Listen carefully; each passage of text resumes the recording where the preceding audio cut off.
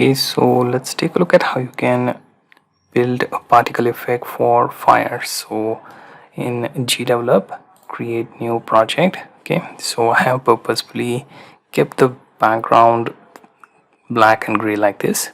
Okay, so make sure to save it and then click on add object and choose particle emitter.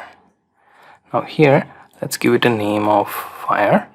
Then we will choose particle type point, size we want a bit larger.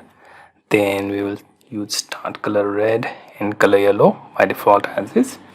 Also keep the opacity to 204 for start, ending it for 0. Okay, you can go for additive rendering as well. Okay, I'm zooming this particular area so that you can make the changes as required. Okay, maximum number of particles that we want, stick to 300. Then number of particles in tank -1. Also flow of particles we want add some higher number.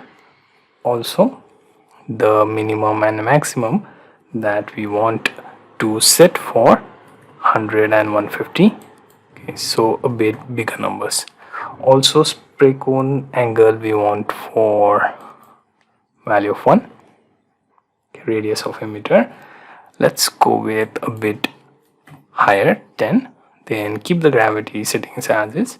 The friction part also same if you want. Then comes the minimum lifetime and maximum lifetime.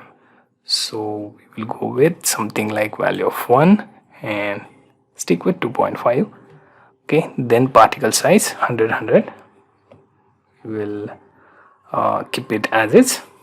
Okay, you can reduce the end size if you want. Let's experiment with this one value. Okay, then finally click on apply and save, then drop it on screen, and here you can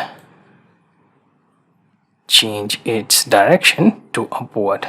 Okay, now save again and then run for preview. Okay, and here you can see the fire effect. So here you may notice that this is more of a orange color than any other, which we can change by double clicking. Go for a bit darker red shade. Okay, so apply and save and preview the same, and here you see a bit more towards pink and reddish, but it looks a lot closer to the fire that we want. Okay, so this is basically the settings that you have to do in your particle emitter for executing the fire effect.